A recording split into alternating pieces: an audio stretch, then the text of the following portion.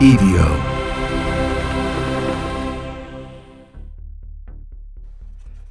Welcome back to The Devil Within. This is In the Bleak Midwinter Part 2, as we revisit Season 1 of The Devil Within in support of the MGM Plus show, Let the Devil In, available now on MGM Plus.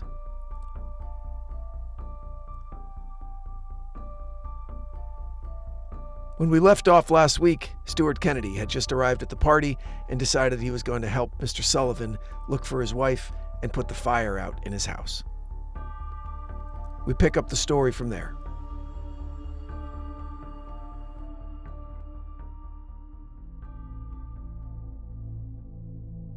And then Stuart Kennedy. that was one of the big stories going around town in the immediate aftermath of that night, of the tragedy of that night, was that Bart McConley needed backup, didn't want to go in the house by himself, and asked Stuart, the unarmed civilian, to go in with him. And Stuart was tough enough and loyal enough to his friends that he wouldn't let him go in alone. So he went, and it was a big source of pride for other kids from J-Town. Like, yeah, that's how we roll. We don't let our friends go in anywhere alone, even into a murder house, right? We'll go in there with you. And so that's something that we were all very proud of. Regardless of how insanely stupid a decision it was to go in there, given the risk involved, we're still pretty proud of it.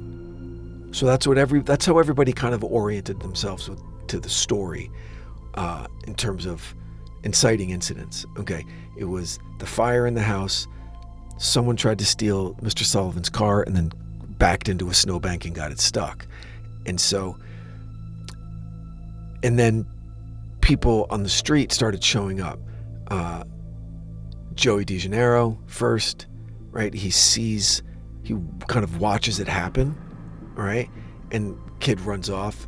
And that's how crazy it was in J-Town. He goes, someone was joyriding and crashed the car and just took off into the woods. Because that was the answer to everything. If you were being chased by the police, if you were being chased by your older brother's friends, like I was often, where we grew up, we knew those woods like the back of our hands. You just run into the woods, go into the woods. That was it. And even in the middle of the night, you knew the trails, you knew where you'd end up, okay? So someone crashing a car and then fleeing into the woods wasn't really cause for much alarm. And so when Joey D saw that, he's like, oh, okay, and then goes to the party. And then about a block behind him, here comes Stuart Kennedy. And in that 60 or 90 seconds that had elapsed, what was going on in the house was the fire alarm had awoken Mr. Sullivan, okay? He tries putting the fire out. He knows he needs help. So as Stuart is getting to the front door, here comes Mr. Sullivan banging on the door. I need help. The house is on fire. I can't find my wife and my son's missing. Okay. And now we're off to the races. And so then we're back to the beginning of the story with Michael going in, with Tom Sullivan Sr. finding the body, running home. Someone from the party calls the cops, and now everybody's waiting for the cops to get there. By the time Detective Paul Hart arrived on the scene, the single-story gray house with the black shutters was awash in the manic blinking of police lights. The firefighters didn't have much to do. The fire was contained before it had spread out of the family room. Detective Hart was more concerned with the basement, where the dead body was. At this point, he knew two things. There was a mutilated body of a woman in her late 30s, presumably Betty Ann Sullivan, the woman of the house. And her son Tommy, a boy of 14, was missing. Detective Hart put out an immediate APB for Tommy. His working theory for the time being was that the boy had been kidnapped by the killer and was in grave danger. The only problem with this theory was that it conflicted with what his gut was telling him. The husband did it. But then there were some major problems with that theory as well.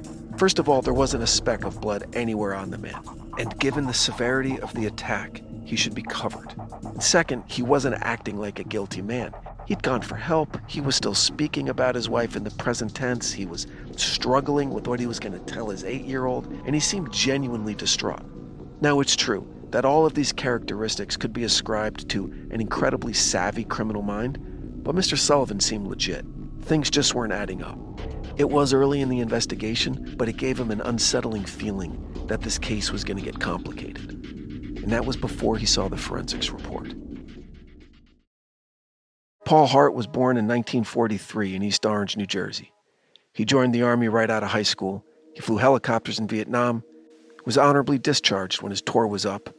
He went to school, got a degree in criminal justice, and when he found out that his young bride was pregnant with twins, he moved his family to a beautiful small town in the woods of northern New Jersey where he began his career in law enforcement.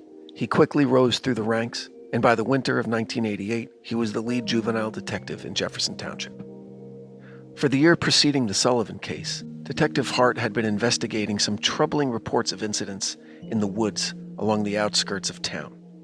Reports he couldn't really explain, but then he entered the Sullivan home on that wintry night. So Detective Hart, okay. I went to school with his daughters from middle school through high school. They were a couple years older than me, so I met them when I was in 6th grade. They were in 8th grade.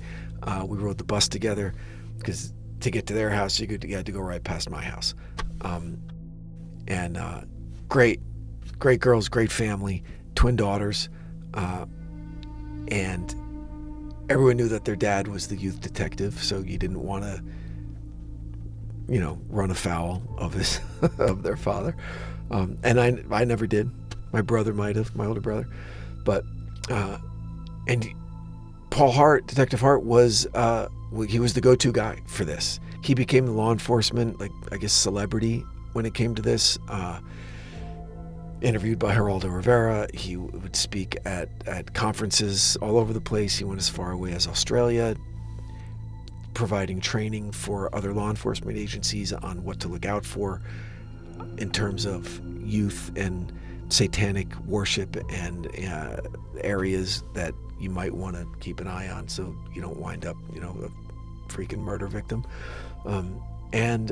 Just through his kids and my older brother, who were closer in age to his children than I was, I got him on the phone.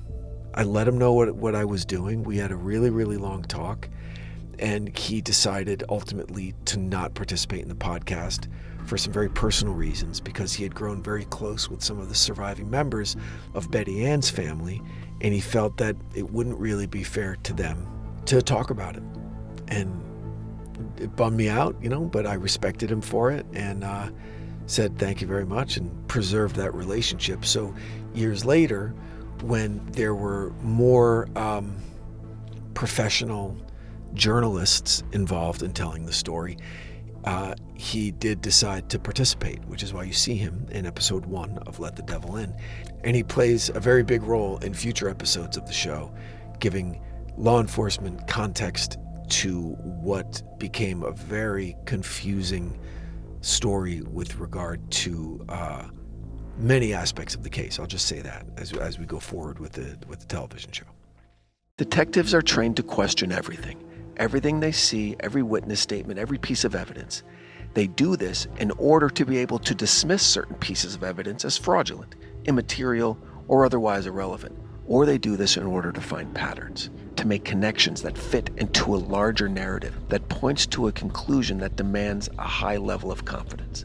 The moment that Detective Hart saw the body of Betty Ann Sullivan, he started making connections. And then he examined and read a few of the burnt scraps of paper that were collected from the living room, and he understood even more. And then finally, in Tommy's bedroom, he found the note that would confirm his growing suspicions. Tommy Sullivan was in a kind of danger that no one would believe.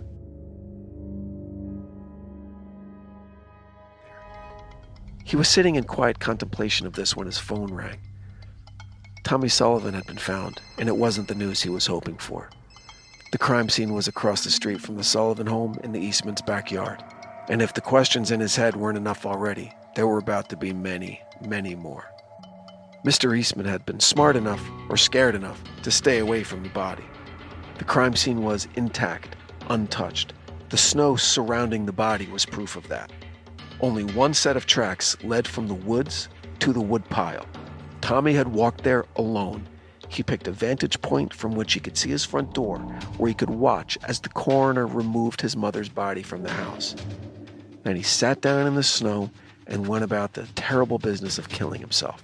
Well, what we had heard, again, from people in the police department was that the coroner had doubt that he could have committed suicide just because of the brutality of the way it was done. But they had never come up with proof or any kind of evidence that he didn't commit suicide.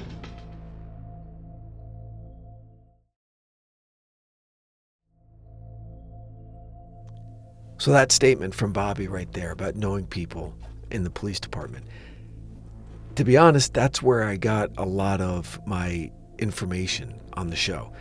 Not from the police, but from what I presume are the children of dads who drank with the cops when they were off duty in the local bars. Okay. Who were probably saying things that they shouldn't have been saying, things that were probably very speculative and based on hearsay that weren't fully bore out through the investigative process, that they just, things, after a couple of pops, they start talking, they've got to release some of the stress. It was a very traumatic case to be working. So either a lot of misinformation or hearsay got out into the local community. So it turned into the biggest game of telephone that you could imagine. There was no internet. There was no cell phones. It started early in the morning. You're on the phone. What did you hear? Well, I heard this from my older brother who heard it from this guy's dad. Okay.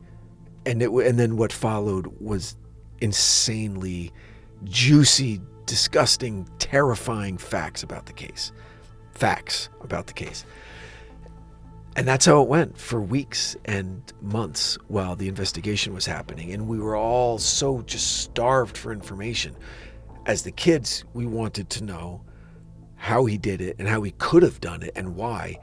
And our parents were trying to just barely hide the fact that they were terrified that they could be next, that their kids were in crisis like Tommy was, and they were missing it, just like everybody missed Tommy being in crisis. So that statement from Bobby, we knew people on the police force, was where I got the majority of my my information, we'll say, regarding the podcast.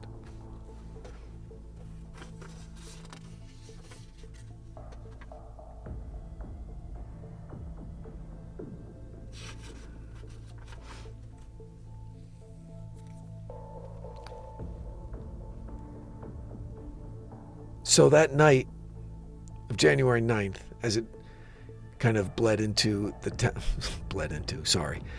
that night of January 9th, as it became January 10th, not a lot of people in town slept that night. Everybody was really worried.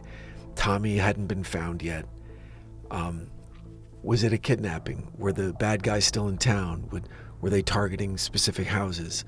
So you can imagine the tension and the anxiety and the worry and the fear, coupled with the sadness. We'd lost a member of our community, and a 14-year-old kid was missing, and it was snowing. And I mean, I don't like thinking about, my cat being outside when it's dark because, he might get scared. Imagine what the parents were thinking. God, there's a little boy. He's 14. He's probably out there, maybe in the trunk of a car or injured in the woods. And so it was a really long night. And then it got worse. And it got worse in the morning because the phone started ringing that he had been found. And then the description of the wounds began. And we were off to the races. He had a small pocket knife that he got from the Boy Scouts. A knife he would now plunge deep into his left wrist. He slit his wrists. Both his wrists were cut to the point that the wrists were snapped back. He tried to slit his wrist, but he put the knife between the two bones. Only he didn't quite know what he was doing. The blade slid between the bones of his wrist, severing tendon and ligament, but not rupturing enough blood vessels for him to bleed out right away. He tried again and again, but kept getting the same results. In terrible pain, probably close to passing out from shock, and afraid that he'd be discovered before he actually finished the job, Tommy chose a more permanent solution. With his remaining good hand, he plunged the small 3-inch blade into his neck. His throat was cut. Essentially almost decapitated himself. He was cut from ear to ear. The depth of the cut was astonishing, as was the amount of damage it inflicted. Arteries, muscles, windpipe, larynx, all completely severed. There was an explosion of blood and gore, and the weight of his head, in the absence of the muscles of his neck, nearly overcame the structural integrity of his cervical spine. As it was, the result of the single slash of his blade left him with his right ear come to rest on the back of his right shoulder blade, with his chin pointing straight into the sky. He was in about a 10-foot circle of blood he was laying in the middle of. When he started to cut himself, he just was bleeding out and kind of spinning around, and there were no other footprints in that circle. So it was, again, another just weird circumstance. Detective Hart knew immediately that the blade in Tommy's hand would have forensic evidence confirming it as the knife used to murder Betty Ann Sullivan. He also knew that Tommy's fingerprints would be found on the dumbbell in the Sullivan residence. What he didn't know was how these wounds could be self-inflicted, and he wondered if any evidence would be found indicating that the death of this boy was anything other than a suicide. Questioning of the family opened up many disturbing avenues of investigation for law enforcement. Satanic worship, musical influence in the form of heavy metal bands, concealed obsession with the occult, and all in an incredibly short period of time. The family stated that at Thanksgiving, Tommy was his normal self, but 6 short weeks later, he seemed to be a completely different person. The last piece of evidence that was collected that night and delivered to Detective Hart the next morning was a folded sheet of paper recovered from Mr. Sullivan's car that had been crashed and abandoned in the Eastman's driveway. It was written in Tommy's hand and was a contract between Tommy and the great demon of hell that called for the murder of his family, followed by his own suicide. The signature on the bottom was simple and clearly legible, barely in cursive. The signature of a kid, a child really, who mere weeks prior was a well-adjusted boy of 14, a loving son and brother, a loyal friend and gifted student who was completely normal and well-adjusted in the way that all parents hope their children to be. To understand exactly what happened to this promising young man now requires a deeper investigation, an investigation into the fertile, impressionable mind of a teenager and what influences could so dramatically alter his entire personality. Were there signs that everyone missed? Could this have been prevented? And finally, is there any way for us to possibly know if there was something darker, something more sinister at play that led to a 14-year-old boy murdering his own mother and then taking his own life? A boy named Tommy Sullivan, who would come to be known by a new name, the Jersey Devil. So I just want to say I hope you enjoyed my interview with Danielle Franco. She and I worked very closely creating the television show Let the Devil In, available now on MGM+. She's a very talented woman and really took this very, very personally, almost like she was one of us. Like she's an honorary J-Town girl, in my opinion. So I hope you like that. I hope you're enjoying this treatment of season 1. If you're not, or if you have any comments or ideas or suggestions, leave it in the comments or email me at info@evocreative.com. I love hearing from everybody and I read every email, so I appreciate the support. Over the next few weeks, there will be more interviews with cast and crew from the show every Monday, and I will be doing the redux of these episodes every Wednesday and Friday for the rest of the season. All just because I am just so jazzed and overjoyed that somebody actually made a television show about my podcast. So forgive the overindulgence, but I hope you enjoy it, and I hope you're following the show anywhere you get your podcasts. Apple, Spotify, please rate and review the show. Go to our YouTube page, evocreative.com. Follow us on Instagram at @TheDevilWithinPod. Thank you so much for watching, for listening, and I will see you next time. And until then, stay safe out there. The Devil Within is an EVO production recorded live at Bel Air Studios in Los Angeles, California. For The Devil Within, I'm your host and your writer, Branden Morgan.